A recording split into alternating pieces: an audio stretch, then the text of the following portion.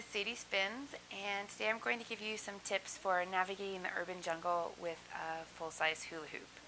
We're going to be riding a bike, getting on and off the subway through the turnstiles, and also I'll show you the best places to stash your hoop when you're on the streetcar or the subway. For those of you with a collapsible hoop, like the Ninja hoops that I sell, this is all a little irrelevant because you can just fold your hoop, put a strap on it, throw it over your back, and forget about it. So let's go.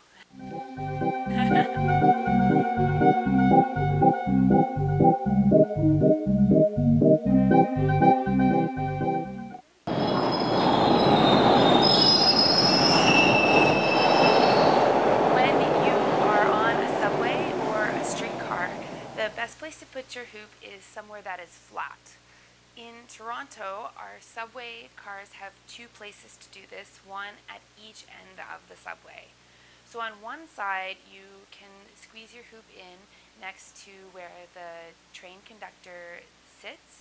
Just make sure there's no one in there so you don't have to move it again and again when they come in and out.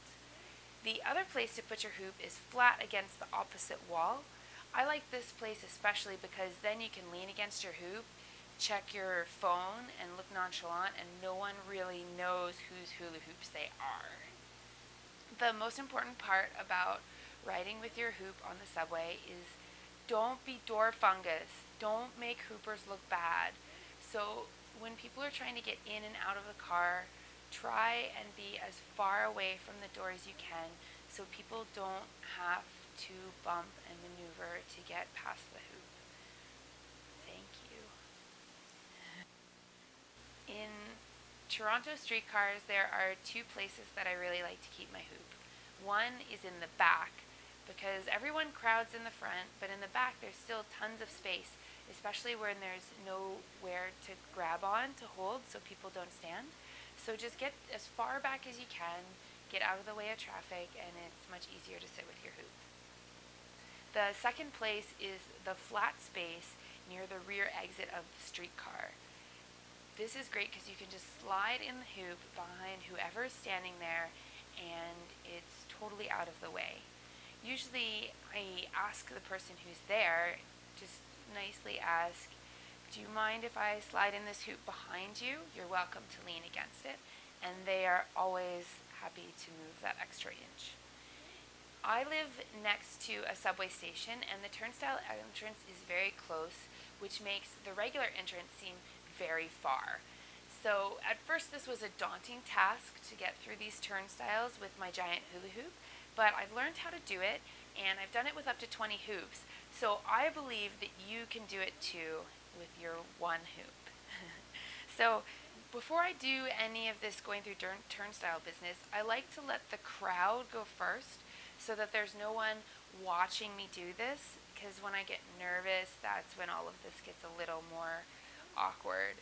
So letting the crowd go first, I'm going to put my butt first, put my hoop as far forward as it can go, put my token in, and turn with it. Ta-da! On the way out, it's a little more complicated because we have these spiky turnstiles that turn one way and not the other.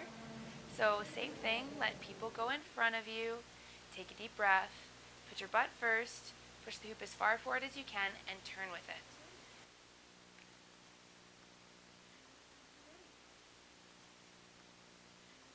Sometimes the hoop will get caught between the spikes and the frame. So what you want to do here is just bend the hoop a little bit so it can slide up onto the spikes, and that way as you turn through and the front of your hoop leaves the turnstile, the hoop will continue to turn the turnstile until it is freed on the other side. Then cheer for yourself for doing this amazing feat.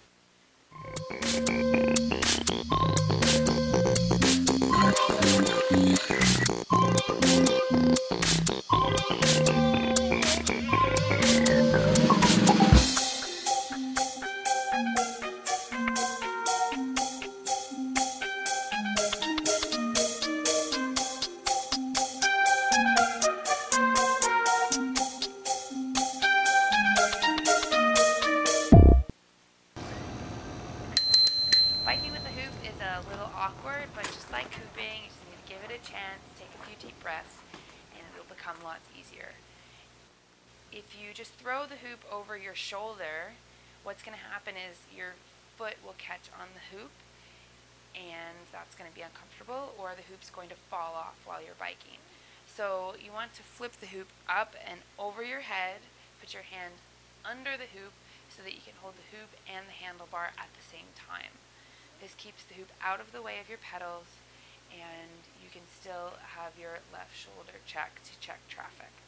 If you have a backpack with a front snap, this can also be really helpful. So you can put the hoop over your body and click it in.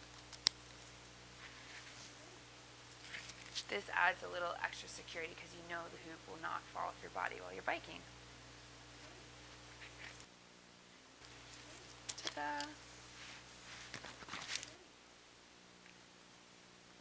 Makes riding much more fun. Sometimes you're out biking with your hoop and you don't feel like bringing it into a shop or the friend's house that you're going to. So you can also lock your hoop up with your bike. Put the hoop between your bike and the post and put your lock through all of it. Everything's safe.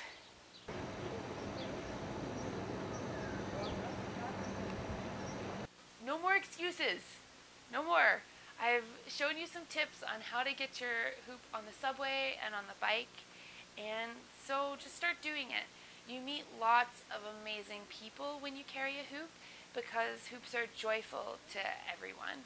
So give it a try, carry it with you wherever you go, and I will see you at gym.